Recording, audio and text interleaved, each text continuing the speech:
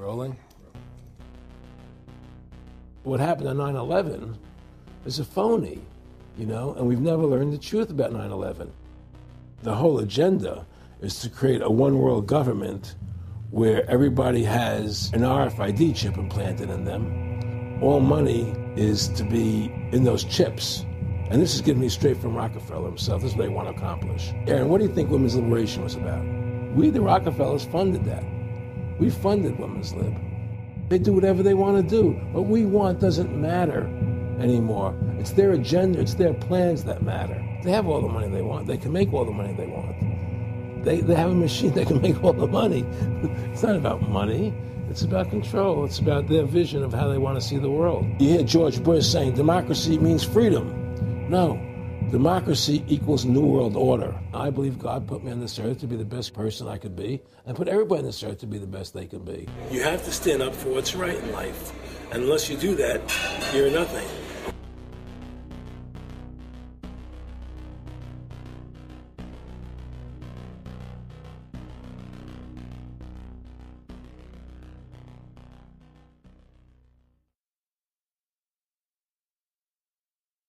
Award-winning filmmaker turned freedom fighter, Aaron Russo was an amazing individual. You know, he'd been battling cancer for more than 3.5 years when he began making America Freedom to Fascism, that he shot, directed, edited, pretty much on his own with just the help of a few people. An amazing individual. A long life of award-winning films, of hard work, and for standing up for the Bill of Rights and Constitution. You know, when we first went and shot this interview, I put it out on the web for free. But parts of it have never been seen. So here today, you're going to have a chance to see the in-depth interview, the final interview with Aaron Russo. But his important work lives on. You know, he made one of the definitive films exposing the elite that control this nation and the world, the private Federal Reserve. And the information he put out 2 years ago rings more true today than ever. And his film, America Freedom to Fascism, and Mad as Hell, and the other great works he did just continue like ripples in a pond to light bushfires in the minds of men and women everywhere. So this film is dedicated to the one, the only, Aaron Russo. You rolling? I'm honored to be interviewed by Alex Jones, a truth seeker, fighting for justice in America. Now he's charming me. He's getting me all smiley. Aaron, when did you start to think something was wrong in the world, or start to find out about the whole banking cartel and the Federal Reserve System, the New World Order? Well, that was a progression of events. I've always been a very independent person, always believed in individuality, and that we were put on this earth to be unique individuals to fulfill our God-given potential, and that the only way to fulfill your potential is to be free, to find out who you are, and to make your errors, to make mistakes. And as I grew up, I began to realize more and more the government was inhibiting me in things that I wanted to do. And what happened, I was very successful in the ladies' lingerie business. I worked for my dad. He had a small undergarment business, and I created the first ladies' bikini panties back in 1963, actually. And then I opened up a nightclub in Chicago called the Electric Theater that opened up the day Martin Luther King was assassinated. All right, and so the city of Chicago was in flames the day my club opened, and nobody came out to the club. And well, what happened was that that was the year of the Democratic Convention in Chicago in '68, and so my club became a hangout for the hippies, you know, and because they wanted to go to Chicago and protest what was going on. And I was having a concert at my club one night to raise money. And the police raided the nightclub, my club, for no reason at all. And I was standing outside in my office overlooking the street, and I saw all these paddy wagons pulling up in front of my club. And I was a 24-year-old kid. You know, I had no experience at all, really. So what are these paddy wagons doing here? And then I saw all these cops getting out of the paddy wagons coming into my club. I said, oh my God, they're raiding me. And so I ran down to the stage, and I got on the stage, and I stopped the band from playing, and I said to the people in the audience, we're being raided, you know, so sit down on the floor, cooperate, and pull out your identification and cooperate with the police. And as I said that, two of the cops from behind threw me onto the floor and grabbed me and started dragging me out of the club. I'm going, you know, victory, victory. You know, I'm playing it for all it was worth at the time. I was a kid. And then I saw the fire department there. And the fire department was dumping garbage cans, the garbage all over the floor. And I thought to myself, well, why are they doing that? You know, very quickly as they were dragging me out. And I didn't quite understand it. So they threw me into the paddy wagon. As I got into the paddy wagon, one of the cops grabbed my testicles from behind and squeezed. And I went into the paddy wagon in gigantic pain. And the next person that came into the paddy wagon, the cop, as he was stepping in, the cops took the billy club, smashed him on the head with it, and just split his skull, you know, for no reason. I mean, there was nothing wrong. So that was kind of your wake-up. That was my awakening. Like, what is going on? I thought this was America. So I initially blamed it on Chicago and made a daily thing. It was Chicago. And anyway, it was the headlines of the newspapers the next day. You know, there was my picture in the newspapers, the headlines, electric theater short-circuited, it was raided. And in the article, they went ahead and they said that the reason they raided the club was because the fire department came there and saw it was messy, full of garbage, and the hippies started attacking them, which was totally not true. Those dirty hippies? It was totally false. You know, it was a complete fabrication. So they ran a false flag on you. They framed you. Yeah, of course. You know, and I was in shock. I said, people lie like that? People actually do these things? I couldn't believe it. You know, it was an awakening to me. And I went on television. I told people on television that they lied. Nobody cared. Nobody cared what the truth was. You know, it was shocking to me. And then a week or 2 weeks later, I forget exactly what it was, two cops come to see me, a lieutenant and a sergeant, a captain and a sergeant. And they said, Mr. Russo, we're sorry if you got hurt that night at the club in the raid, but we're here to tell you that if you want to keep the club open, it's going to take $2,000 a month, and we're going to come see you once a month, and whenever we have to raid you, we're going to call you, you know, and we'll let you know we're going to come in tonight and raid you. This was mafia. Well, the police mafia, you know. And actually, it was actually more interesting than that. They said, listen, there's the A plan, there's the B plan, and there's the super deluxe plan. And this one, of course, each one, of course, that much money a month. Which one do you want? What was the super deluxe? That's the one I took. That was a $2,000 a month plan. And I took that plan, and I paid them $2,000 a month, and they left me alone. And whenever they were going to raid the club, they would come there, we're going to have a phony raid tonight, you know, just to look good for the people in the neighborhood, you know. So that was your first big education? That was my education into corruption in government, you know. But I really thought that was basically Chicago. I didn't realize it was the whole country was like that. And so that was my wake-up call, that people lie and cheat and steal. And I thought everybody was always honest and nice and decent. And I had no idea about any of these things. Well, what happened with me was that they finally one day they came to me and they said, look, we can't take your money anymore. I said, why, what's up? What's going on? They said, we have to close your club. There's elections coming, and the aldermen in the neighborhood don't want you open anymore. So we can't take your money. So I had to go to court and fight them, and they were trying to close the club. And then one night there was a fire, and the club never reopened again. The club just closed, and that was the end of the club. And they burned me down. And that was the end of my experience. And then I moved back to New York, where I met Bette Midler, and I ran into her at a little nightclub she was playing called The Improv, and I thought she was fabulous. And through a series of events, I began managing her. And as soon as I started managing her, her career took off like a rocket. You know, it was just fortuitous, I guess. And we became very, very successful.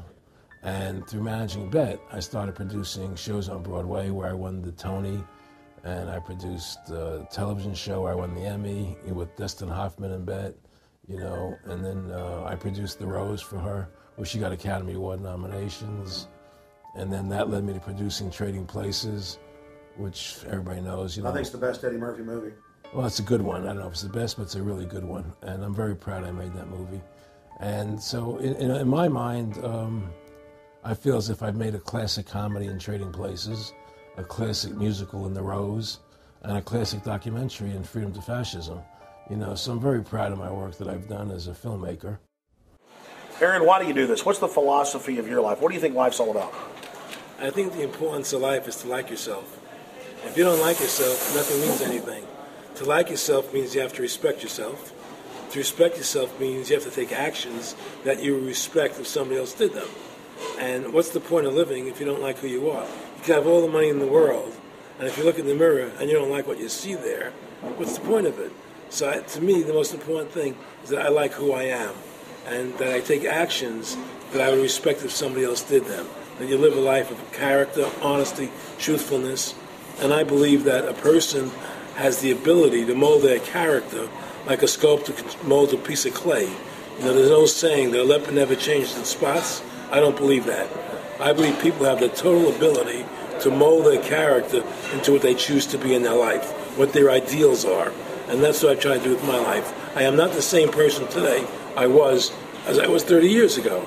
I've changed a lot because I wanted to be something better than what I was before. And my philosophy is that you have to like yourself, you have to be a decent person with character and integrity and honor. And that's what's important. Back in the late 80s, I was a pretty big silver trader and gold trader. And I don't think I've ever told this story on tape before. I was a pretty big silver and gold trader. And I always paid my taxes. And I took what was a legal tax deduction on my silver trades. And a few years later, I think it was 88 or 89 or something, the IRS claimed that what I did, and other people did as well, was now illegal. We couldn't do it anymore. But they made it retroactive. I said, what do you mean retroactive? It was legal then. I did what was legal. I said, yeah, but now we're making it illegal retroactively. And that's not good. So you owe us $600,000 or $800,000. For what? It was legal. How could you make something retroactive? Change the law backwards in time. It makes no sense. Well, we're doing it. And so everybody said they can't do that. So we went to court, a class action lawsuit. And the judge agreed with the IRS and said they could do it retroactively. And that's when I knew that there was something wrong in America with the IRS and the system here. You know, Aaron, you were telling me this story last night, and before you even finished saying, in the late 80s, the tax law, I said retroactive. And I knew that because they literally ruined my dad, but he paid. He didn't know. He still thought this was America.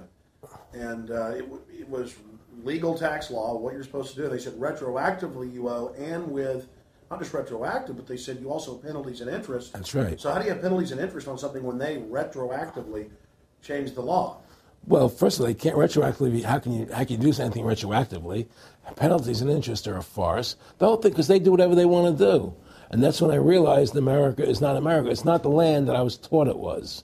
Because they can do whatever they wish to do. And there's nothing the citizen can do about it. Now, you've made America Freedom to Fascism. I want to walk through that film, and I want to encourage everybody out there to get a copy of it on DVD. It was also in theaters around the country, and I think the best film out there on the Federal Reserve and the IRS and the whole banker scam, and I want to discuss that with you here.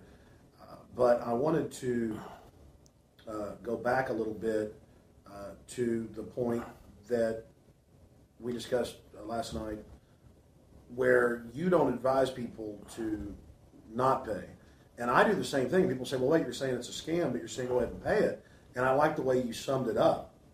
Well, it's really fairly simple. I mean, since making that movie, you know, many people come to me and ask me whether they should pay their income taxes or not, you know, and I never advise people not to pay. And the reason I tell them, I said, look, I've done a lot of research.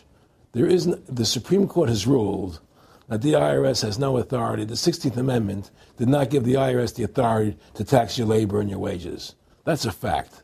All right, the Supreme Court is the law of the land, you know, and the IRS does not trump the Supreme Court. However, that being the case, the fact is, if the mafia would come to you and say, we want $2,000 a month or we're going to hurt you, I would not advise you not to pay them, because you may get hurt by not paying them. Whether it's legal or not doesn't necessarily matter. You're going to get hurt if you don't. It's the same thing with the IRS. They can hurt you. They can put you in jail. They can torture you. So if you don't pay them, you may get hurt. So I never advise people not to pay. You know, I tell people, yeah, pay your taxes. Look what happened to Congressman Hansen. Yeah, Congressman Hansen's a great example. Pay your taxes. But you know what? Shut down the Federal Reserve System, and eventually you won't have to pay those taxes anymore. See, the IRS is a symptom of the problem. The real problem is the banking industry and the bankers in this country. That's where the real problem lies. That's the root of our problem. That's why we've lost America, okay? So, yeah, pay your taxes, because if you don't pay them, you might get hurt. And I've heard all the arguments, you know, what tax protesters say and so on and so forth. And I don't call them tax protesters. I call them the tax honesty movement, because they're being honest, you know, at least. But the fact of the matter is, you're being forced, you're being compelled to pay it because you're facing jail sentences, you're facing time, you're facing corruption of the courts if you don't pay, right? And so you pay it, because you just like you'd pay the mafia. But with the mafia, at least you have the government to call and try and help you to get past the mafia, to protect you. Here you have nobody to protect you. The American people are living in a matrix. They don't understand the truth of how things are working in this country, you know. And let me give you an example of what I'm talking about. The very fact is that if you ask 100 people on the street, what kind of government is America supposed to be? 99% of them will tell you a democracy. America is supposed to be a democracy. But that's a lie. That's an illusion. The word democracy is not written into the Constitution at one time. It's not in the Bill of Rights. It's not in the Declaration of Independence. The Founding Fathers hated the idea of a democracy. They thought it was the worst form of government there is. And I agree with them. Because in a democracy, 51% of the people control 49% of the people. If you're part of the 49%, you're not free. America was founded as a constitutional republic. And in that constitutional republic that we have, 99% of the people can't take away the rights of 1%. You have your rights because you were born with them. You have God-given human rights that nobody can take away from you. The government, the majority, no matter who they are, I can't take away your rights. And that's what our founding fathers gave us. But the psychological operations that they do to us, they make us believe that we're a democracy and that majority rules, you see? And they want you to believe that. Because then they tell you this poll says this many want this and this many want that and this many want this, and it doesn't have anything to do with anything. Well, Hitler was elected. Hitler was elected. Hitler did everything legally. And in a constitutional republic, a minority is protected against a majority. Wasn't it Benjamin Franklin, to paraphrase, that said democracy is two wolves and a sheep voting on what's for dinner? Exactly. And then he also said, in a republic, the sheep would have a gun to protect himself, you know. And that's the truth. America's not a democracy, but you ask the most intelligent people what form of government America is supposed to be, they'll say democracy. Because that's what they've been brainwashed. They've been psyoped into believing that. They believe that we're in Iraq. They believe we're in Iraq to promote democracy. The word democracy, you hear George Bush saying democracy means freedom. No, democracy equals New World Order. Democracy equals slavery. The word democracy is not synonymous with freedom. It's the opposite of freedom. Democracy is the worst form of government you can have because it's majority rule. And the government can tell you exactly what they want to tell you to do because the majority wants it. I don't care what the majority wants. I live my life as I choose. And if I don't commit violence, theft, or fraud against another human being, I can live my life as I wish. That's my choice. And if I'm allowed to make mistakes, because when you make mistakes, you learn from them. You grow as a human being. We're put on this earth to become the best individuals we can be, to fulfill our God-given potential, right? We're not here to put on this earth so that the government can tell us how to live our lives and what we must do. We put into these systems and these paradigms. No. The same thing in health. You know, if you're sick, you have to have a certain protocol. Nonsense.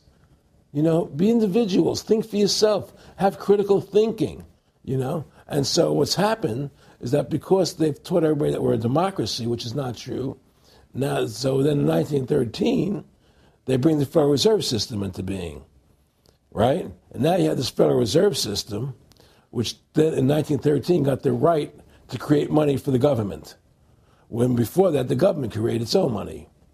Now the government, when it needed money, had to borrow it from this private bank called the Federal Reserve, which is a private bank owned by individuals, incorporated in Delaware.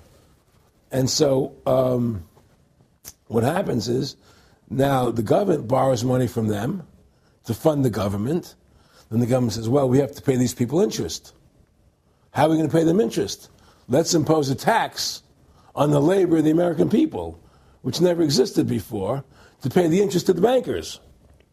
In fact, in 1980, Ronald Reagan said not 1 red cent of your income tax money goes to run the country. It all goes to the Federal Reserve. Well, it was the Grace Commission report that said that not one nickel goes to the infrastructure of the country. And I guess Reagan quoted that. Too. Right. And so, but the point I'm trying to make is that by creating this Federal Reserve System, the government now became dependent on these private banks for money. And they started taxing us, you see. And so now what happens is that in 1935, I believe it was, Social Security started. And they gave you Social Security cards, said not to be used for identification, the Social Security number right on the card, right? And through Social Security, they started deducting money out of your paycheck. That was the first time they were ever could take money out of your paycheck, because people agreed to it because they thought it was going to their retirement fund. And so then when they instituted the income tax again, they started taking money out of your paycheck because Social Security could do it. And then they could do it again.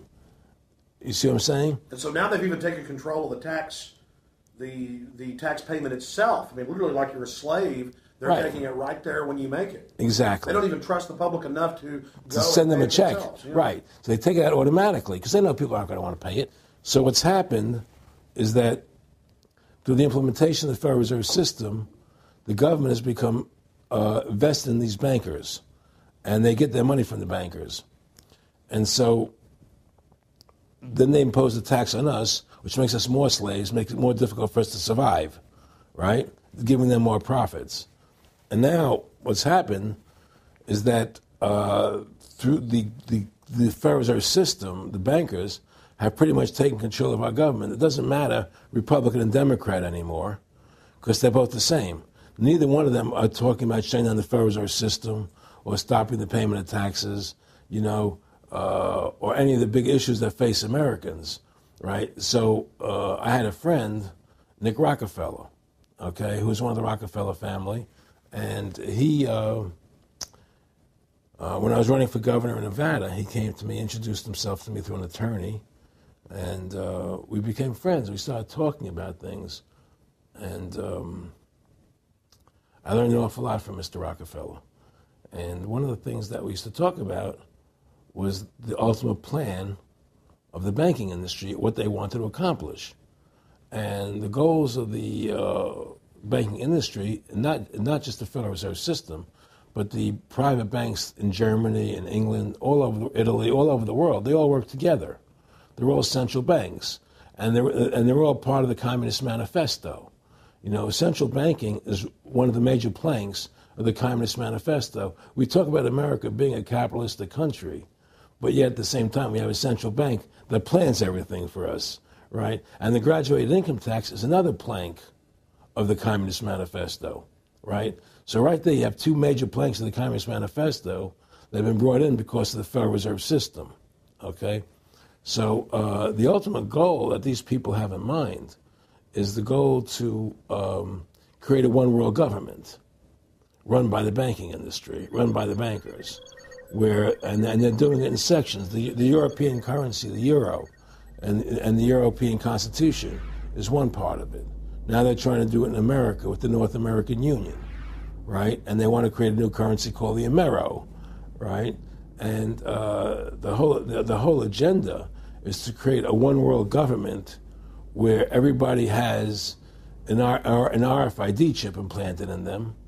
All money is to be in those chips, right? There'll be no more cash. And this is given me straight from Rockefeller himself. This is what they want to accomplish. And all money will be in your chips. And so instead of having cash, anytime you have money in your chip, they can take out whatever they want to take out whenever they want to. If they say you owe us this much money in taxes, they just deduct it out of your chip digitally. Total control. Total control. And if you're like me or you, and you're protesting what they're doing, they can just turn off your chip. And you have nothing. You can't buy food. You can't do anything. It's total control of the people. And that chip's connected to a database that has your purchasing records, what you do, what everything. you sell. Everything is in there, you know? And so they want a one-world government controlled by them, everybody being chipped, all your money in those chips, and they control the chips, and they control people. And you become a slave. You become a serf to these people. That's their goal. That's their intentions. More than a decade ago, I began getting secret government documents, and we published them, where the feds were training the local police and the military that gun owners, conservatives, people that made frequent references to the U.S. Constitution were terrorists. That's a quote. But in 2009, it broke into the national media when we received the secret MIAC report from a state police officer, and that was in the state of Missouri, but the feds had written it, demonizing Ron Paul, people that wanted to end the Federal Reserve, people that wanted liberty and freedom. And now more secret reports have been released, like the Department of Homeland Security report, which the feds admit they wrote, that says returning veterans are the number one terror threat in America, that gun owners are part of that number one threat, that people buying ammo are the number one threat. Think about this. You have these private bankers overthrowing the United States, and they're secretly training the police that gun owners and patriots and veterans are the number one threat. So they're saying the American people that follow the Constitution and Bill of Rights that'll actually stand up against this tyranny are terrorists, because they are the terrorists. They are the criminals coming in with a corporate takeover, a hijacking of the nation. Eric, can you be specific about when you met Rockefeller, how it happened in these discussions? I met Rockefeller through a female attorney I knew who called me up one day and said, one of the Rockefellers would like to meet you. I had made a video called Mad as Hell, and he'd seen the video and wanted to meet me and knew I was running for governor of Nevada. So sure, I'd love to meet him. And I met him, and I liked him, and he was a very, very smart man. And we used to talk and share ideas and thoughts. And he's the one who told me 11 months before 9/11 ever happened that there was going to be an event. Never told him what the event was going to be, but there was going to be an event, and out of that event, we were going to invade Afghanistan to run pipelines from the Caspian Sea. We were going to invade Iraq, you know, to take over the oil fields, establish a base in the Middle East, and make it all part of the New World Order. And we'd go after Chavez in Venezuela. And sure enough, later, 9/11 happened, and I remember he was telling me how how you're going to see soldiers looking in caves for people in Afghanistan and Pakistan and all these places. And there's going to be this war on terror, which is no real enemy. And the whole thing is a giant hoax, you know, but it's a way for the government to take over the American people. He told you it was going to be a hoax. Oh, yeah. Oh, yeah. There's no question. He says, there's going to be war on terror. And he's just laughing. There's no, who are we fighting? I mean, why do you think 9/11 happened and then nothing's happened since then? Do you think that our security is so great here that these people who pulled off 9/11, who were able to, can't knock down another plane? Come on, it's ridiculous. 9/11 was done by people in our own government and our own banking system to perpetuate the fear of the American people into subordinating themselves to anything the government wants them to do. That's what it's about, and to create this war, this endless war on terror. And that's why and that was the first lie. And the next lie was going into Iraq, you know, to get Saddam Hussein out with his weapons of mass destruction. That was the next lie. Now, specifically, this was a little over 6 years ago? This was 11 months before 9/11. Yeah. And Nick Rockefeller, who's a lawyer, he's become your friend over the previous years, and he's saying to you that there's going to be this big event, and then out of that we're going to have a war on terror, and it's just going to go on and on. Right, an endless war on terror without any real enemy. That you can never define a winner. And did he say that it's going to be perfect because you can't define an enemy? It just goes on? Yeah, because you can't define a winner. There's no one to beat, so it goes on and on forever. And they can do whatever they want. They scare the hell out of the American public. Look, this whole war on terror is a fraud.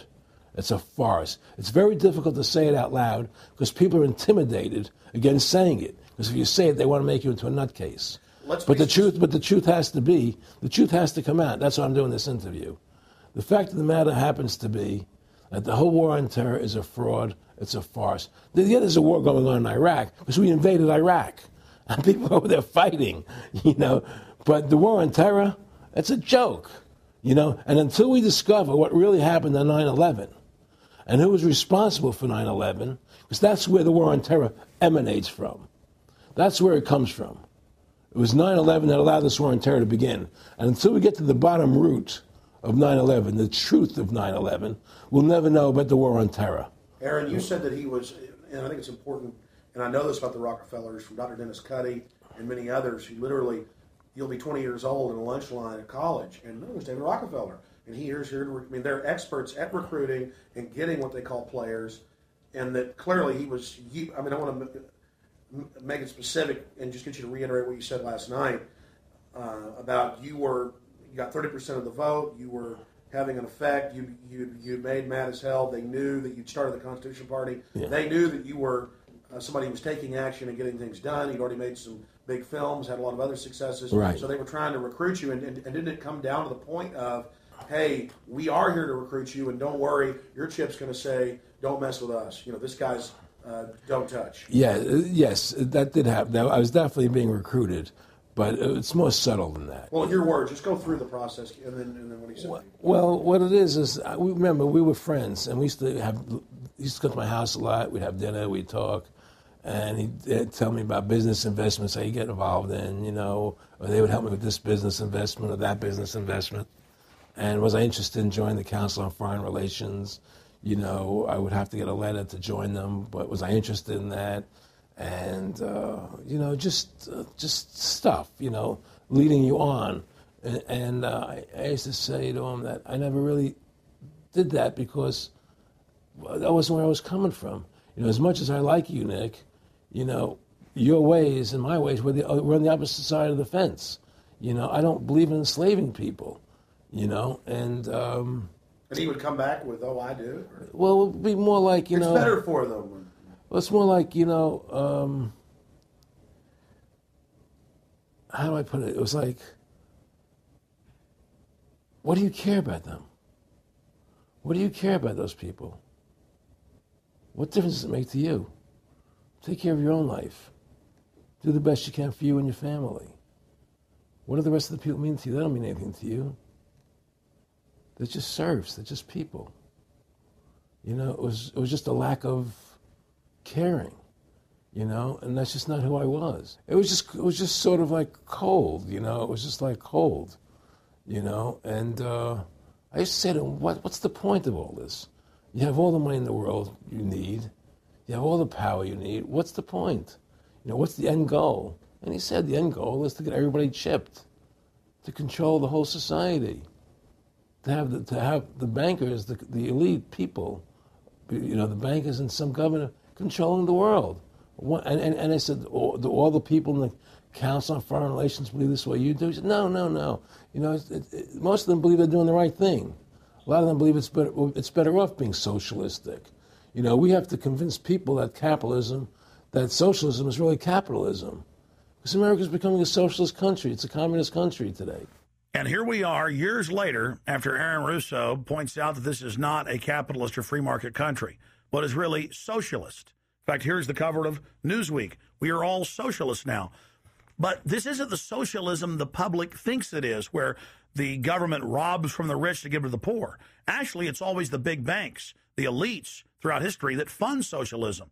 They want to use the middle class's money to basically domesticate the working class and expand the size of government so it can basically, in the end game, eradicate the middle class and have a giant submass of uneducated slaves who have no chance of ever rebelling against the tyranny, and a tiny elite in control of it all. And that is the very nature of this New World Order system. They are using big government to strangle competition, to take control of the people, to break up the family, to basically set up a global plantation or neo-feudalist state.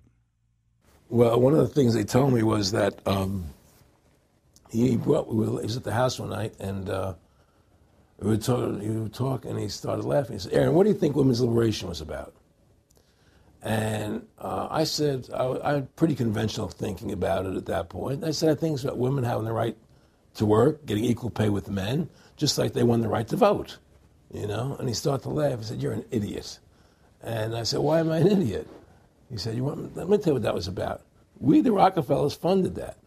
We funded women's lib, you know?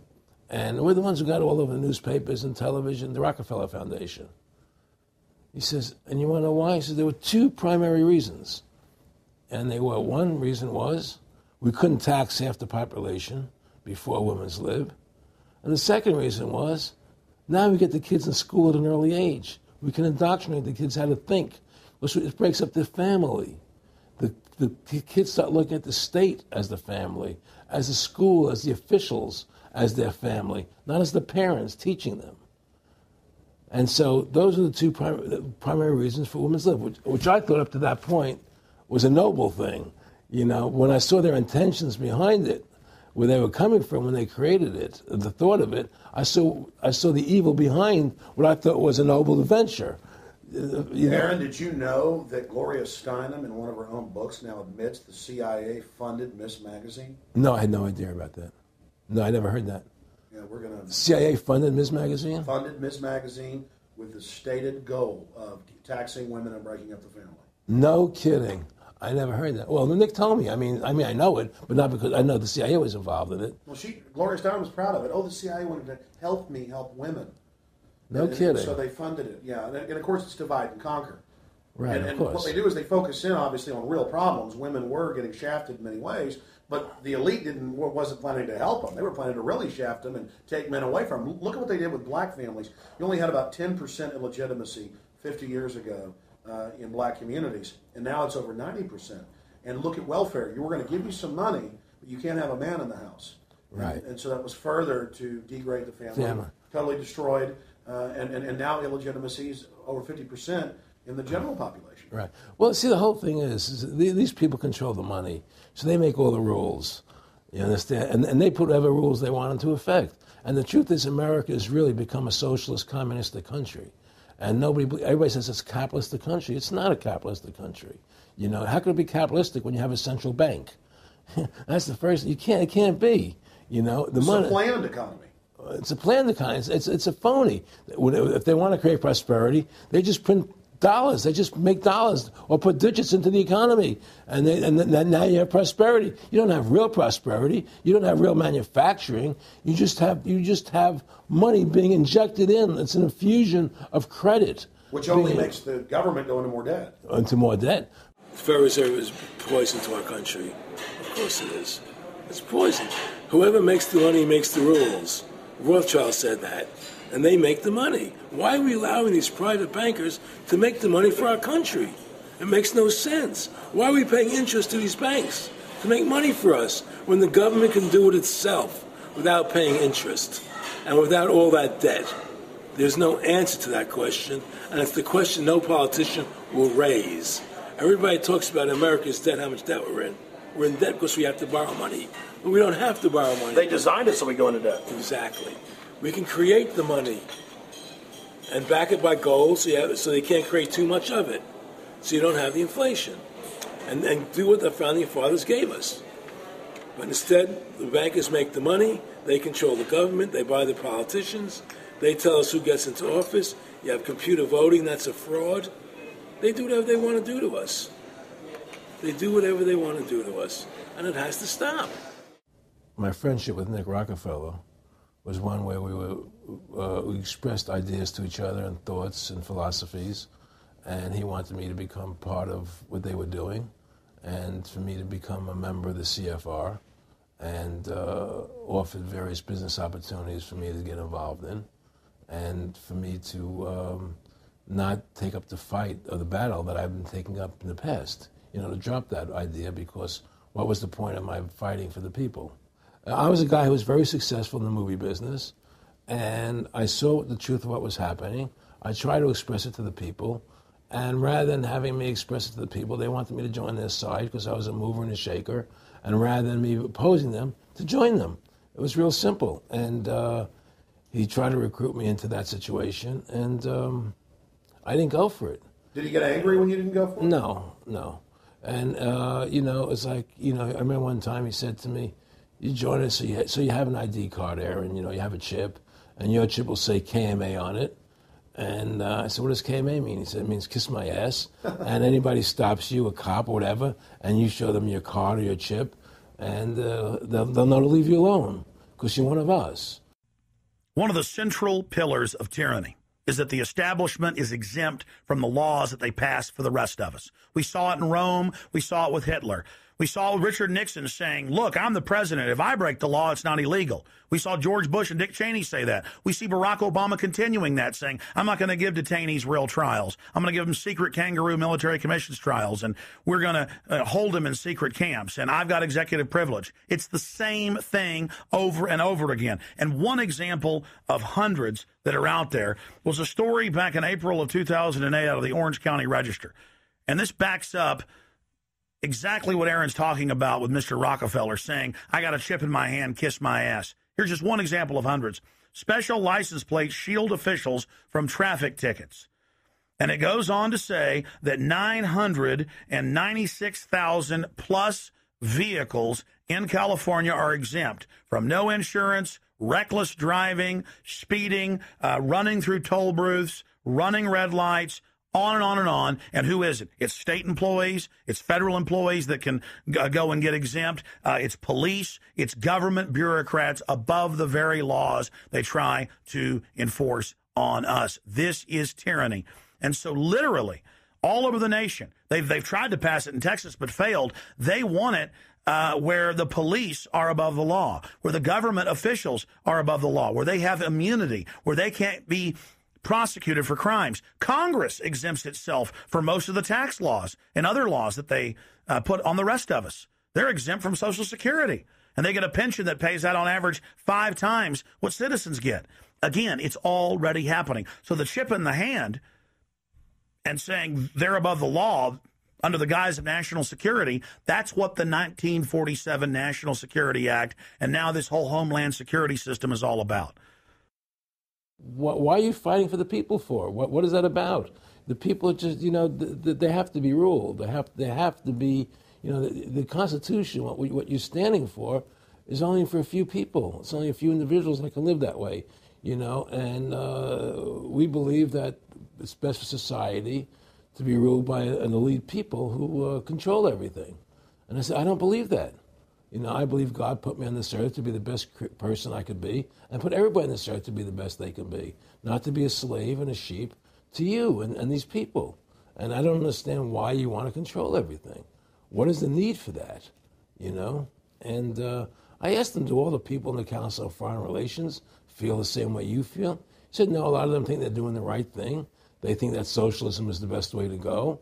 They think that, that they're doing the right thing. But the people at the top, they all know the truth of what's happening.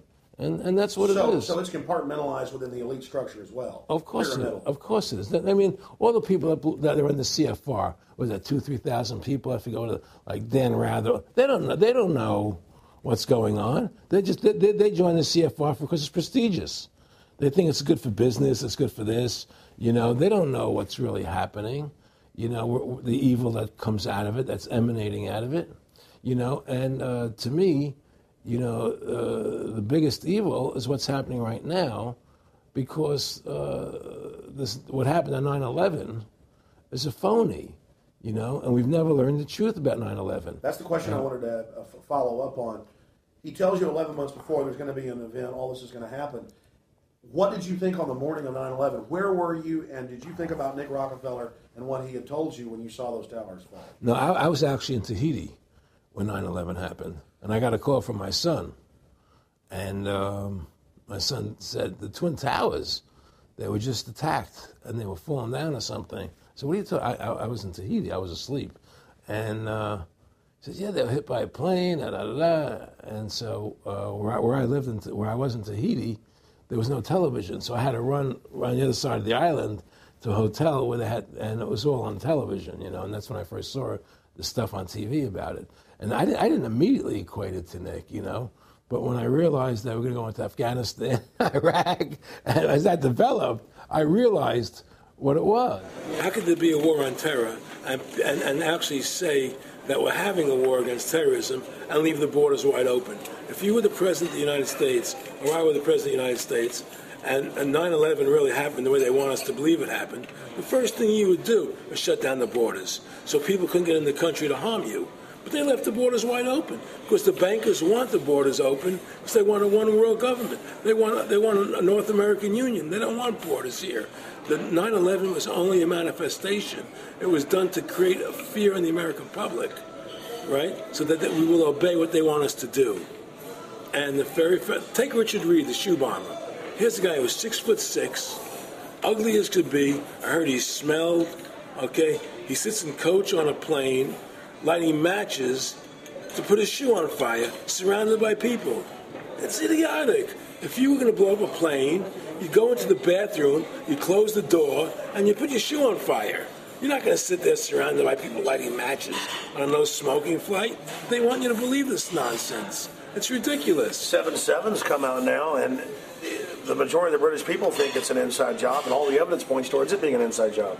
Yeah, I mean, what happened in London? Yes. All this is nonsense. It's just keep people in fear.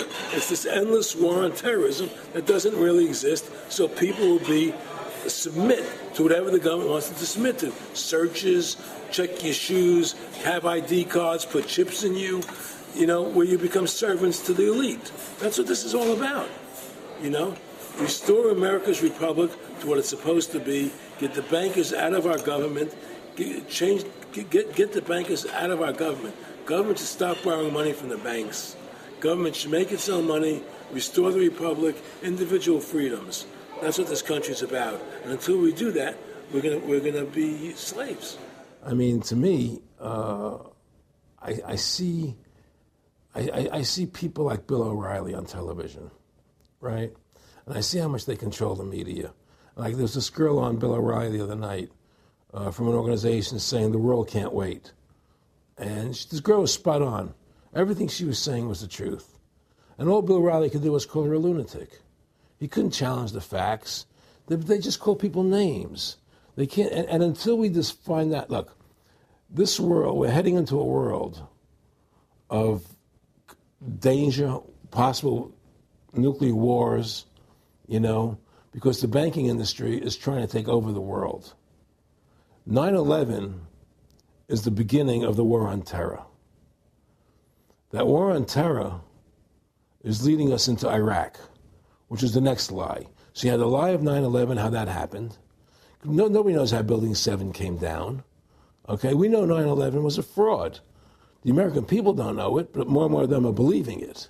Okay? So that was the first lie. Besides the inception, I'm not going back to the inception of the Federal Reserve, that original lie. But 9/11 was the first lie in this present state we're in. 9/11 is the kickoff of the war against the American people and the people of the world. 9/11 was a phony. It's a fraud. It didn't happen the way they told us it happened. Now, because of 9/11, we then had the authority to go into Afghanistan and Iraq. Iraq didn't have weapons of mass destruction. Okay? So that was the next lie. Now they're talking about going into Iran. Now, how would you feel if you were Iran and you had this big, powerful country, America, go into your next-door neighbor, take over their oil fields, right? Wouldn't you be worried that what they were going to do to you? Of course you're going to be worried. But the people of America don't think about it from Iran's point of view. They think about it from our point of view. So now we're going to send more troops into Iraq and keep building up because they want Iraq and the Middle East to become part of the New World Order. And Iraq was using, Saddam wanted to start using euros instead of dollars, right? He was messing up their whole consumption. Iran wants to start using euros instead of dollars. They have. Okay? So I'm saying what they're trying to do is preserve their power. And one lie leads to the next lie, leads to the next lie. And until you get to the root cause of 9/11, which is supposedly the war on terror, we'll never solve our problems here. Should we send more troops into Iraq? Should we not send more troops into Iraq? Well, the truth is, The fact is that it all goes back to this war on terror. Where did 9/11 come from? That's the root cause of everything. And until we have a full investigation, find out why Building 7 fell down, why they shipped all the steel out of America so quickly, from the buildings, why all the things that don't make any sense about 9/11, until we find out why it really happened, we'll never understand why there's a war on terror. And we'll never be able to prove that the war on terror is a phony. Nick and I discussed many things. One of the things we discussed, or he brought up in conversation, was reducing world population, and felt that there were too many people in the world. In a way, I agree. There are too many people in the world, but I don't think I have the authority to say who's going to die and who's not going to die, But they felt that they wanted to reduce world population, and he felt that it should be reduced by half. He even mentioned to me once they were having a real problem trying to solve the Israel-Palestinian problem. And he talked to me once about they were playing with the idea of bringing Israel to Arizona, and taking all the people from Israel and giving everybody $1 million and setting up Israel in the state of Arizona. Unbelievable. To end that problem, because that's a problem that they're not in charge of, in a sense. They're not controlling that problem. They're very arrogant. They can do whatever they want to do. We've given these people the authority to create money out of thin air, and through that device, they control everything. And if you want to win the battle to stop that, you have to deny them the ability to create money. It's only because they can make money that they have all this power. They literally have the money machines. They have the money machines. They can print it. They can do whatever they want to do. They own everything. Aaron, we take over pretty quick. If we were the guys that issued the money, everybody had to come give us real assets for the use of this money we just printed up. People. I tell people, why in the world does the American government borrow money from the banks when they have the ability to create it themselves without borrowing it and paying interest on it? Why? And nobody can answer that question. Not one politician ever raises that. Why does the American government borrow money when they can create it without paying interest? Well, we did create it up until 1913. And so people say, well, because if the American government does it, it'll create inflation. That's the answer. I say, well, let's look at it. The American government has the Federal Reserve do it, which creates the same inflation as if they did it. But also with the inflation, now you're getting massive debt. So with the Federal Reserve, you have inflation and debt. Now, if the American government made the money, backed by gold, which limited the amount they could make, you wouldn't have debt and you wouldn't have inflation. But inflation was only about 50% from the 1780s, I've looked it up, until the late 1800s. And then we have the central banks already trying to cause some panics, which they then used to push the Federal Reserve. And if we look at inflation since 1913 into 2007, it's exponential. In fact, $1 is worth about 2 pennies to what it was worth in 1913. Federal Reserve Chairman, former Federal Reserve Chairman Alan Greenspan, doubled the money supply from 2000 to 2006.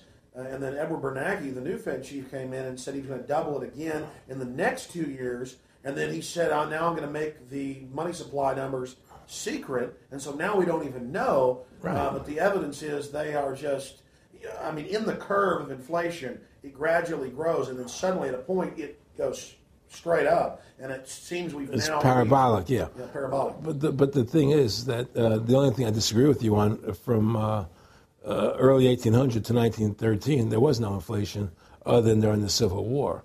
When Lincoln was well, I'm talking about how much $1 was worth. And I know it never changed. There was no inflation. In that whole 100 years, there was no inflation. People knew what the money was worth.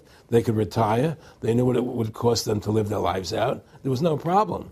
It was only since 1913 when the Fed came in that we created massive inflation and massive debt. So then what you said earlier, then there really wasn't inflation. There was no inflation. So you don't get inflation when the government issues the money, at least in the U.S. history. Well, not if it's backed by gold. Well, exactly. But I'm talking about, and I did look this up, and I believe that if you look after the country was set up, and some of the things that happened with Andrew Jackson and the rest of it, there were points where it spiked and there were manipulations. There were points, mostly during the Civil War. Yeah. And that's because Lincoln printed so much money. Exactly. That's right. But once that ended, but basically there was no inflation other than that during that short period of time. I mean, a loaf of bread was a loaf, of course, the same thing. People could plan their lives. Today, they planned inflation. Now you have two parents working. They can't afford to pay for their family anymore. The kids are going to state-run schools now. The kids are being indoctrinated how to think. They're being given Ritalin. They're being given all these drugs. The whole country's being dumbed down. It's all because of the Federal Reserve System. And the Federal Reserve System and these bankers are responsible for the demise of America. And if we ever want to win this battle, you must shut down the Federal Reserve System.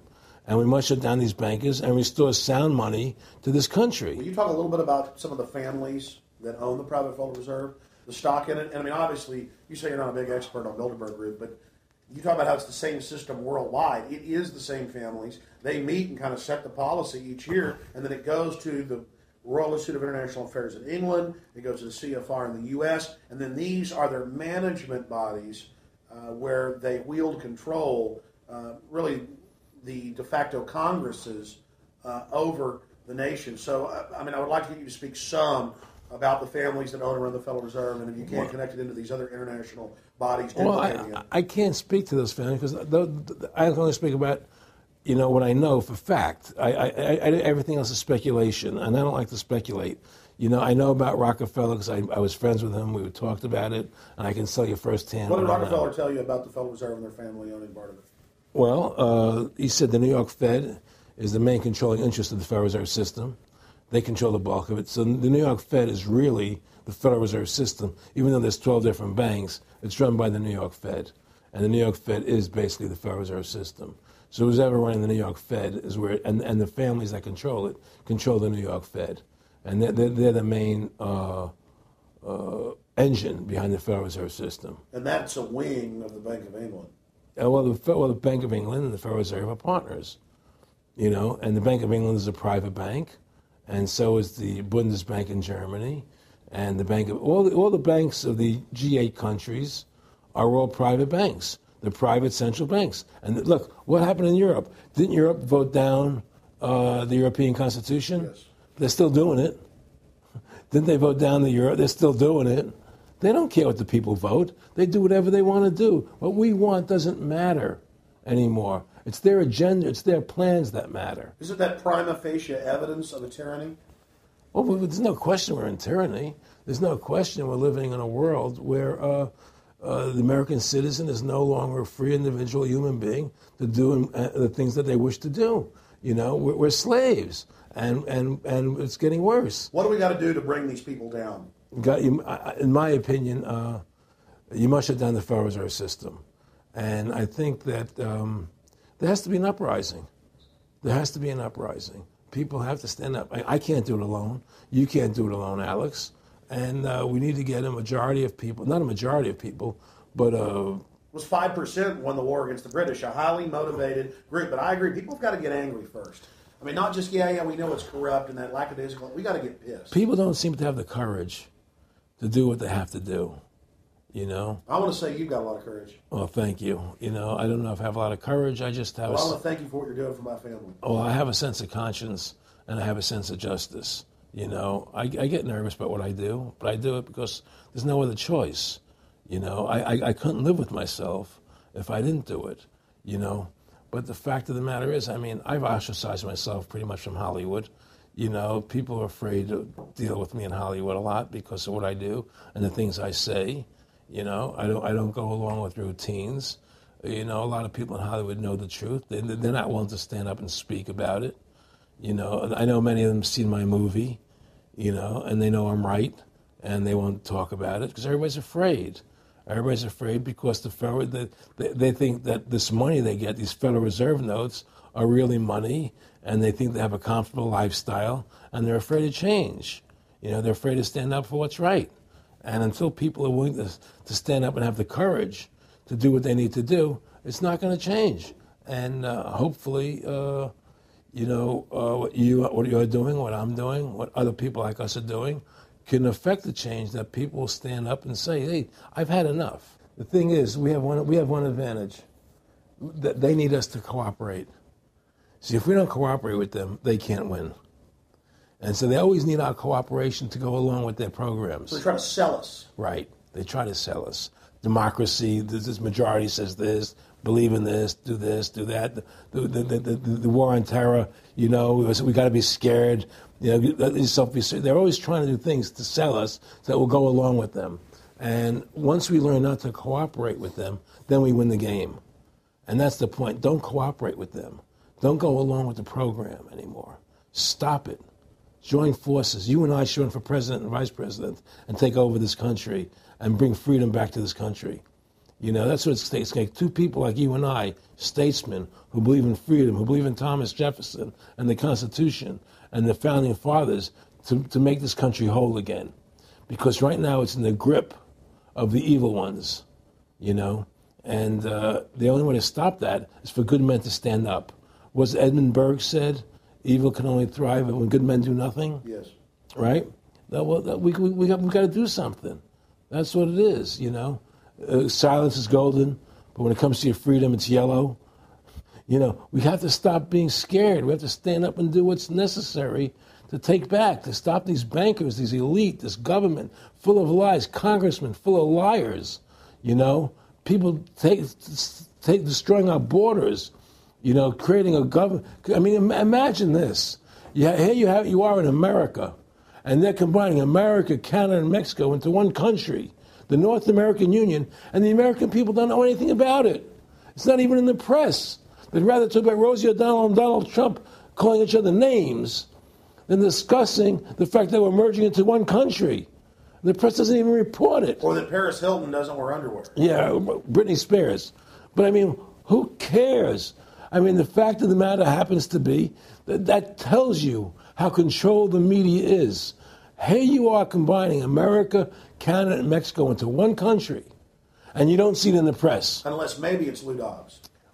But you don't see it in the press.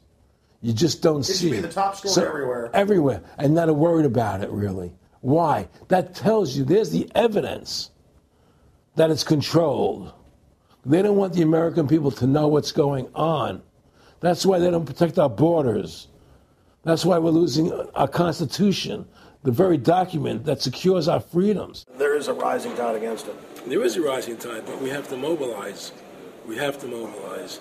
And we have to get all the good people in this country to stand together and say, I'm not going to take it anymore. Well, I think if you analyze the situation, and if you realize that since the Federal Reserve has come into being in 1913, illegally, without a constitutional amendment, by bribing a few senators during Christmas vacation, they turned over the most important power that the American government has, the creation and issuance of money, to a private bank. Through that private bank issuing money, they have destroyed this country. They have destroyed the purchasing power of the money in this country. They've created social programs that are destroying this country. Thanks to the work of Aaron Russo and Ron Paul and many others, folks are starting to find out who the real enemy is. Offshore private banking corporations that have engaged in a hostile corporate takeover of the United States and almost every other nation on the planet.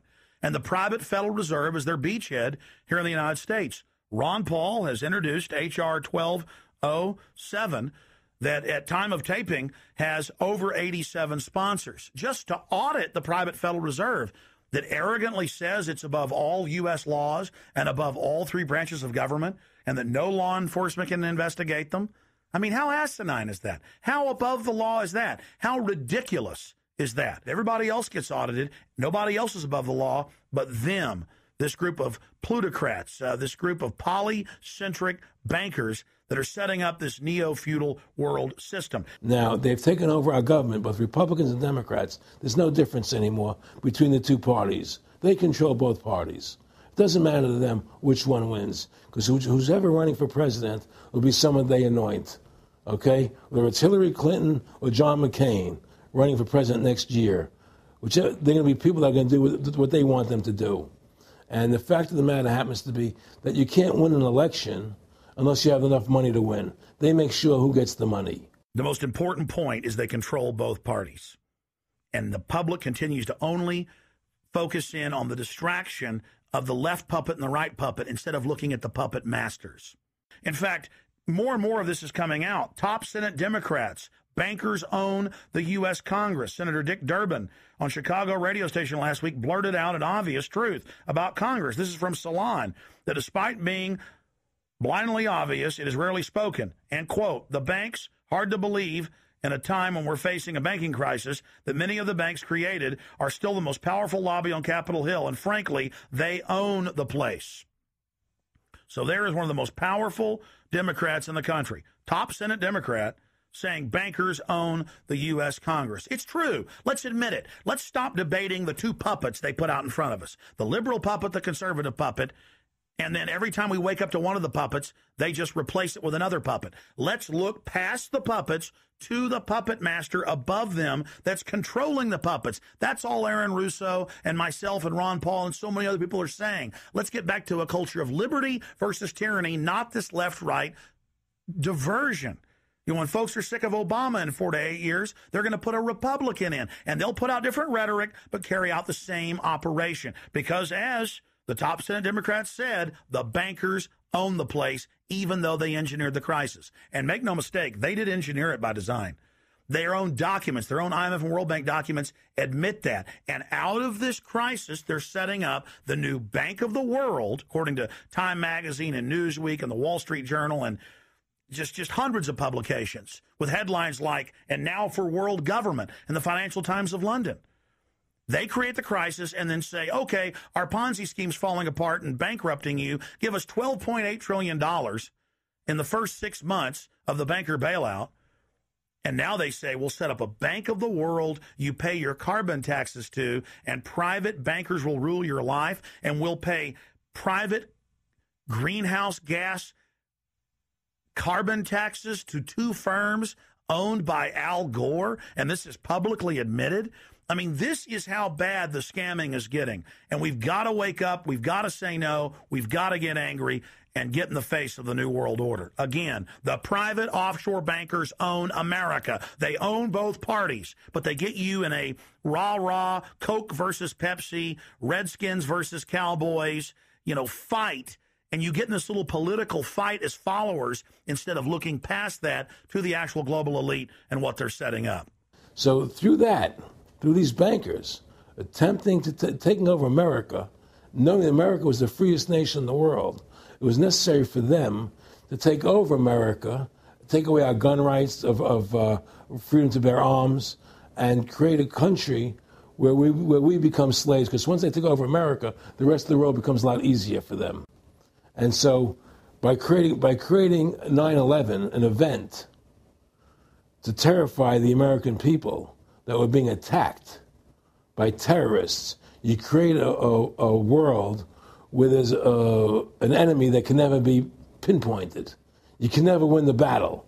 It's a 100-year war. It's a never-ending war on terrorism, right? So you're always fighting this war. And through the war on terrorism, which is the 9/11, which is the first lie, then you create the war on terrorism, which is the next lie. Then you create the war in Iraq for weapons of mass destruction, which is the next lie. And it's one lie to the next lie to the next lie. Now it's going to be Iran, the next lie, sending more troops and a surge into Iraq. Think about what Aaron Russo is saying here. The war on terror is a war on the American people and the people of the world. You see, the elites always sell the public on tyranny by attacking a minority that's unliked first, or the outsider. Oh, we're just getting rid of the Bill of Rights and Constitution, having secret arrest and FEMA camps and the Military Commissions Act for foreigners. It's just for them. And now the federal government has been caught saying that gun owners, conservatives, people buying ammunition, they've been caught saying that returning veterans are the #1 threat to Homeland Security. And in a way, that's true. People that know about the Bill of Rights and Constitution and know that our country's being taken over and hijacked by foreign banks, I guess they are the threat to the criminals that have done this. That's all the New World Order is a private corporate takeover of the nation states, of the governments of the world. And then these private corporations bring in a tyrannical form of neo-feudalism that they call corporatism or fascism. Mussolini said that fascism should properly be called corporatism. And that's what it is. And they create the socialism to get control of the wealth and to control society. And then they pipe the profits to themselves. So they socialize the general public to get control of us, but it's private above us. It's basically just slavery. Now, think about what Aaron Russo was saying here, and it's absolutely true. This is a war on the American people. They build Homeland Security, they build the police state in the name of fighting foreign enemies, and then they flip it all around to use it against the American people and the MIAC reports and the DHS reports and the rest of it. This whole thing was set up for the people, and Aaron Russo nailed it. It's just one thing leading to the other, and it's always with the event. It's always in the point of taking over more countries, more dominance. You know, making sure the American dollar, making sure the G8 stays in control of everything. And what they want to do is to control the American people, control the people of the world, put RFID chips in everybody, so everybody's a slave to these central banks. Did you ever talk to Nick Rockefeller after he told you all this and then 9/11 took place? No. But he did. He told me that you're going to see men running around caves looking for Osama bin Laden. You know, you're going to see men looking for, these guys, and they're going to be, They told you it was all going to be bull. It's a phony. The whole thing is a fake.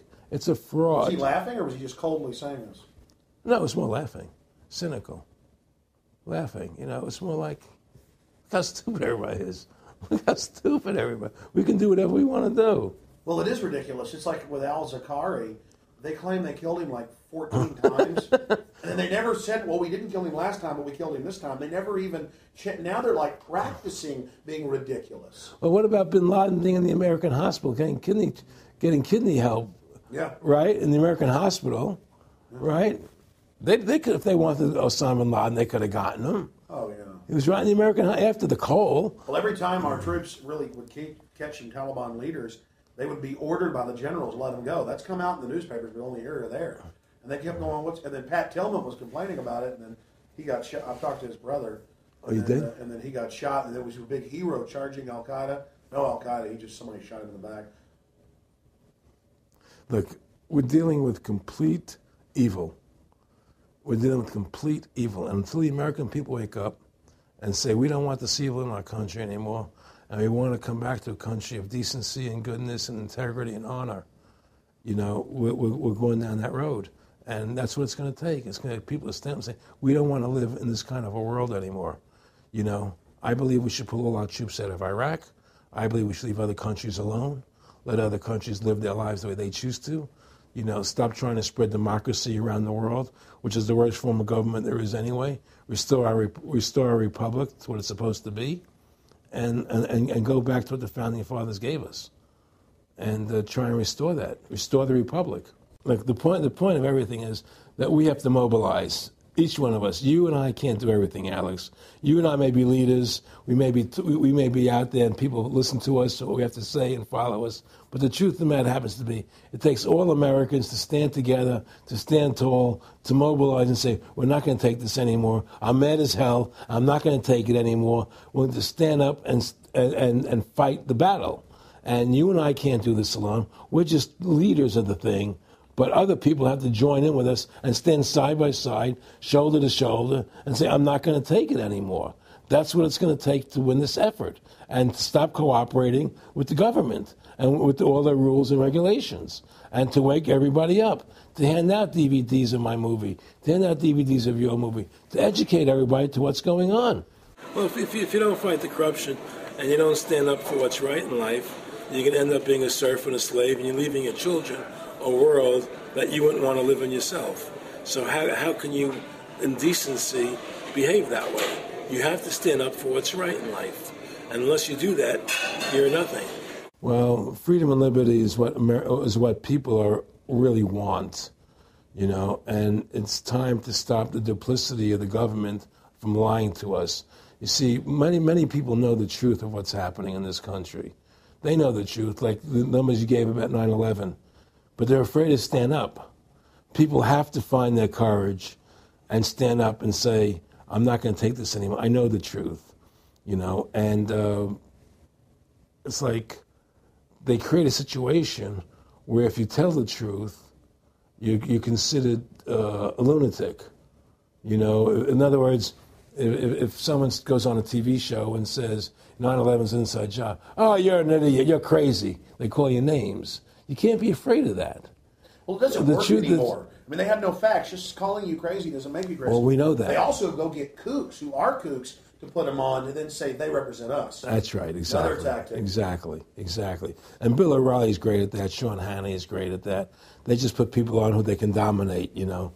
But why do you think guys like that, they're not stupid? I mean, I've talked to people that know them. They know the truth. Why do you think they decide to join the evil? That has to be in their hearts. I mean, I had the opportunity to do that, and then in my heart I couldn't do it. So it has. But I mean, how could you or I consciously be involved in something like putting AIDS virus in black Africans' vaccines? I mean, what the hell? I mean, it's like we're not good guys either. I mean, I don't think I'm like some special perfect person. What the hell's wrong with this elite? I mean, what are they running around doing evil? I mean, they just run around continually doing evil. Well, I think a lot of them think they're doing the right thing. I think a lot of them think they're doing the right thing. Not the top elite, but people within the system, you know. But I think that it's all about, as Nick said to me, it's about control and power. They have all the money they want. They can make all the money they want. They have a machine that can make all the money. It's not about money. It's about control. It's about their vision of how they want to see the world in their eyes. And you know, you and I believe in individuality, in the person being the dominant thing, the individual being the dominant person. Today we live in a world where institutions are dominant, not people. You know, the American, you know, we the people, by the people, for the people. Now it's we the institutions, by the institutions, for the institutions. People are secondary. It's all about corporations and institutions. And the Federal Reserve is the biggest institution in the world. You know, if you ask somebody what's the biggest corporation in the world, they'll say Google or Walmart or Exxon or something. But the biggest corporation in the world is the Federal Reserve System, right? And all the other corporations feed off the nipple of the Federal Reserve System. Well, it's like the Monopoly game. The bank always wins. It has unlimited money. It's not the people playing on the board. Exactly. The bank owns the board, the box, the shelf it's sitting on. But that's because you gave them the ability to make the money. You have to take that away from them. We need to take the bank away from the private bankers. Exactly. You have to take the creation of money away from the private bankers, and you'll solve 95% of your problems. Well, I mean, look at America. 10% growth rates every year like China's having right now. The U.S. had 10% growth rates until the Federal Reserve took over. And then if you look at that, it all starts really going downhill from there. Well, they destroyed the American worker. What they've done, here's what's happened. The Federal Reserve has created this massive inflation in America, which means that the American worker has to keep making more money to keep up with the cost of living. The more money they make to keep with the cost of living, the less competitive they become in the world economy. So now what happens is we have to pay our workers so much to keep up with the cost of living, saying, well, screw the American worker, let's go overseas now and get the cheap labor. But really, that's a war being waged against the middle class. Of course the bankers print the money. Really, this is a war being waged against the middle class. The bankers print the money. Everything they're doing is about destroying any private pools of wealth or independence. Yeah, but what I'm trying to say is because of the inflation that they've created, they've now allowed other countries to outcompete us. You see, because other countries don't have to pay as much money as we have to pay here to our workers to survive. Yes. So now we're not competitive anymore. So we've lost our manufacturing base. We've lost our competitive. In the old days, the American worker, you wanted to buy everything American. You wouldn't buy anything from Japan, which was cheap crap. And what does that leave us? It leaves America this military force, and so the elite's giving us a deal. We'll continue to build up your military and give you homeland security jobs, shift your economy over to being the bulldog enforcer of the New World Order. Exactly. You can either and by controlling the economy, they force everybody into that position. That's exactly correct. That's exactly correct. And there's no more manufacturing here. We're a service economy. We do nothing. We provide nothing. We provide nothing to the rest of the world anymore. Well, first of all, Freedom to Fascism is a movie that everybody should see, because we show the fraud of the income tax. We show how judges put people in jail for no reason. We show the corruption of the justice system, and we show how the Federal Reserve came into being and how it's controlling society, and how all the central banks of the world are working together through the Bank of International Settlements in Switzerland, which is the central bank for all the central banks, and how they all work together to create this one world government, the one world order, which is what they're trying to do. So Freedom to Fascism is a movie just to get you a good basic education about how the world is really working. And I really want everybody to see that movie. Critical. In terms of the CFR, in terms of compartmentalization, I mean, there are many good people, I believe, that are part of these organizations who don't even understand what the organization's really about.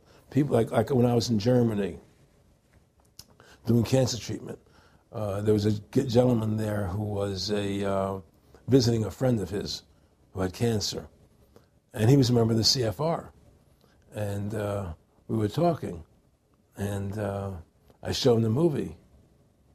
He said, "Oh my God, I'm going to resign. I had no idea this was what the CFR was about." He had no idea. He was just a nice guy who thought he was in this prestigious organization. Yeah, a lot of it's about getting good people, and so you can watch them. Keep your friends close, your enemies closer. Well, no, it wasn't even that. It was, a lot of people join the CFR because they think it's a prestigious organization. It'll help them in business, make good business contacts. They didn't have an understanding that the CFR is really about world domination, about how they and the Trilateral Commission, the Bilderbergers, all work together, with the banks to control the people. A lot of them don't understand that. They don't see the big picture. Oh, it's CFR, it's a prestigious organization. I'll meet this one, I'll meet that one. I can do good business deals out of it. It's just business to them.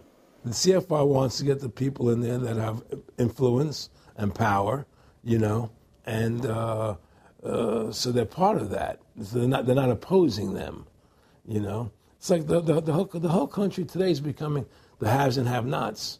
You're getting the very, very wealthy, the middle class is being destroyed, and you're getting the poor people. Isn't this just a slick mafia that took over and uses fancy PR? Well, you can call it mafia, you call it whatever you want, but it's definitely a criminal organization. There's no question about it. But it's a criminal organization that has prestige, that appears to have what's the word I'm looking for? Class, style. It's like, respected. It's respected. People don't look at it as being a criminal organization. That's what a great job they've done. People look at Alan Greenspan as being a hero. The maestro. What do you think happened with him in the late '60s? He wrote a big section, a chapter for Ayn Rand in a book, and he talked about how horrible the Federal Reserve was. We needed a gold standard. Now the bankers are robbing us. And then they literally came and said, "Oh, and you see somebody who made a deal with Beelzebub." Well, exactly. You make a deal with the devil. I mean, it gave him a chance to be one of the most powerful men on the earth, and it gave him a chance to accomplish things he never thought he would accomplish in his life other than that. And it's very seductive. It's a very attractive perfume. I mean, I was attracted when they came to me and spoke to me about it. I thought about it. I was attracted to it, They asked me if I wanted to open up these nightclubs, open up a chain of Baywatch nightclubs, and we'll do this thing, we'll do that, and we can do this. All these things were proposed to me, business ventures. But you know what it is? It was your nature, though. It's the way you are. You couldn't take the deal.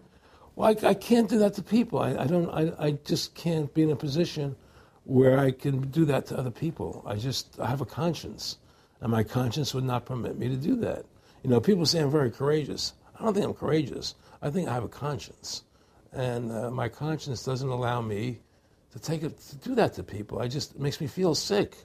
I just don't believe in it. No, I agree. When I do bad things, I feel bad. When I do good things, I feel good. Yeah, exactly. I feel the same way. And I don't know what's going to come out. I don't have that much money, but I've got some money, and it's like, what more do I need?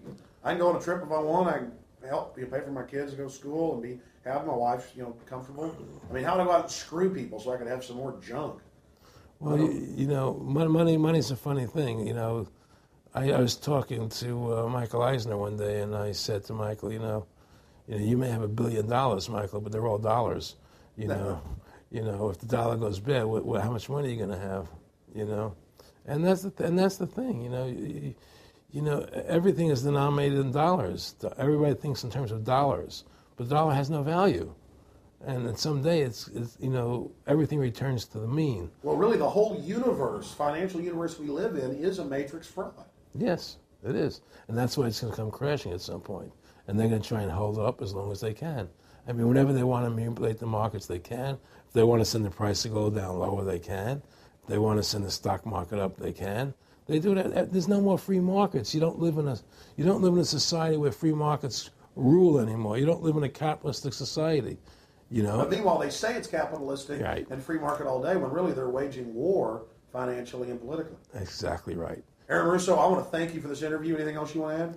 No, I'm happy to do it for you. How about your website? My website, freedomtofascism.com. Go over there, take a look at it, you know. But just, folks, you know, all I can say is, you know, take our country back, restore the Constitution. Don't let these bankers do this to us anymore. Stand up, don't be afraid of them, and do what you got to do, you know. And I have plans in the works, and when I get over my problems, you know, we'll reveal them, you know. And well, I'll be supportive of that. Thank you, Alex. And listen, you've done a great job alerting people to the truth. And don't. In other words, don't be afraid to be ridiculed by these people. You know, if 9/11 was a phony, and I know it was, then stand up and say it's a phony. Don't be scared to tell the truth. Don't allow their you know, their powers of trying to make you look silly to frighten you. What do you think of what Charlie Sheen did? I love what Charlie Sheen did. I was so respectful of what he did. I just applauded him. People saw right through that attack. They flipped the light switch when they went after him. Yeah, but they don't. You see, the thing is that more people don't come out and do it. You know, to build that wave. Charlie did it. I'm really proud of the guy. David Lynch did. But the media was smart and didn't bite this time. Right. I mean, a few people have, but they're not picking up on it because they control the media. James Brolin did on The View. I heard that as well. But again, they're not picking up. Barbara Walters looked like she was about to have a heart attack. But they don't pick up on it. You see, they don't allow it to go anywhere. You know, it comes if someone says something, they let it die. You know, but they keep perpetuating. You know, the war on terrorism. They keep perpetuating all these things that are lies. And because we've given the Federal Reserve the money-making power, they control the media, they control the government, and they're all in bed together. So you're fighting all this propaganda all the time, and it's a very difficult fight. Americans, mobilize. Stand together, stand tall. Tell the government you're mad as hell. No longer cooperate with the government. Do not accept the national ID card. Do everything in your power to restore freedom and your individuality back to America. Stop being a country run by the institutions for the institutions. Let's go back to we the people, by the people, for the people, as opposed to we the institution, by the institution, for the institution. Stand up for your individual rights. Stand up for the godliness that's in each and every one of us. Thank you for watching this historic interview with Aaron Russo. Please don't just stand down after watching this film. Research the private Federal Reserve for yourself. Realize it is the main head on the Hydra that we have to go after. Realize that we can fight the political parties all day, but until we go after the heart, the root of the problem, nothing's going to get better. We have this ruling class of private bankers that issue all this fiat currency, and they have committed unbelievable crimes and have the audacity to claim that they're above the law. Ladies and gentlemen, now more than ever, we don't have a choice. It's us or them. Either the New World Order is removed from power, or the world faces more wars, more tyranny, and a nightmarish police state carried out by these eugenicists. So in the memory of Aaron Russo and every other freedom lover out there in history, and for the future of our children and the species, humanity itself, let's call for grand jury investigations of the private Federal Reserve. Let's arrest the bankers. Let's kick these foreign corporate criminals out of our country and get our constitutional republic back. Let's stop being distracted and diverted by the liberal and conservative puppets they stick up in our faces on television. Let's look past the front men to the actual architects of the New World Order and bring them to justice. There's no way these arrogant bastards can get away with this if we expose them and speak out against them. And more, it's coming out even in the mainstream media that they are a pack of criminals who are above the law and who have hijacked our nation. But they're only above the law in our minds. We have to expose them as the criminals they are and bring them to justice. Look in the mirror. You are the solution. Take action and join the ranks of folks like Aaron Russo, Ron Paul, and so many others. God bless you all, and thank you for watching this presentation. Now spread the word about the true enemy of the people in the Fed, in the New World Order, in the hegemony of private central bankers.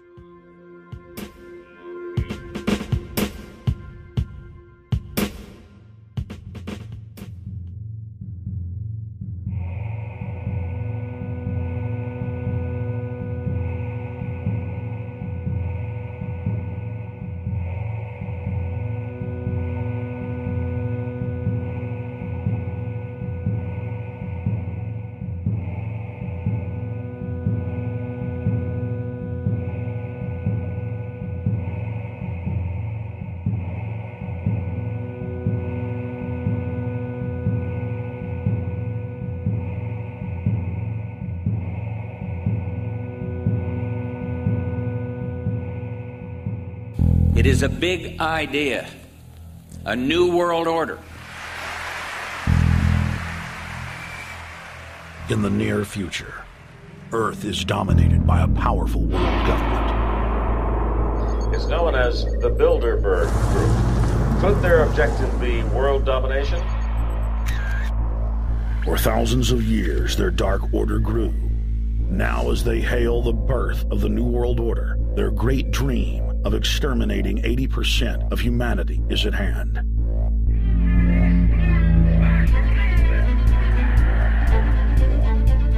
For the first time in history, the elite's plan for world government is blown wide open.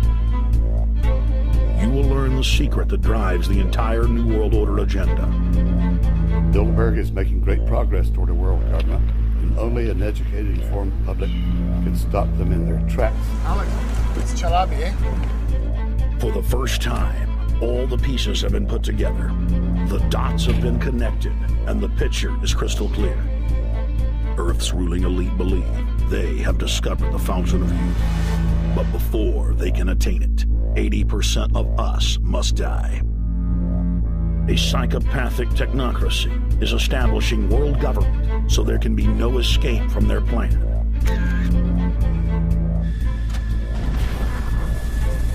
The New World Order is the old world order. I mean, it's just the names have changed, the appearances have changed.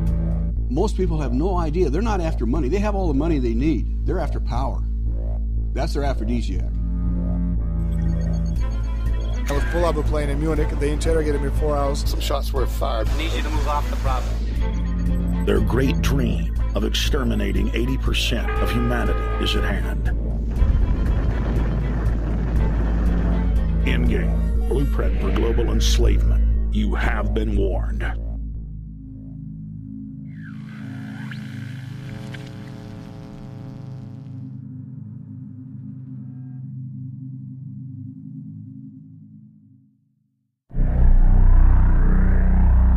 Obama is notoriously a liar. We need to go to where the real architecture of government is, and it's not in a president. Wall Street has hijacked Washington in broad daylight.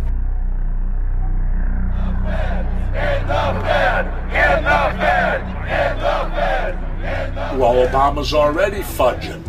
He's fudged since day one in this election. The elite are using Obama to pacify the public so they can usher in the North American Union by stealth, launch a new Cold War, and continue the occupation of Iraq and Afghanistan.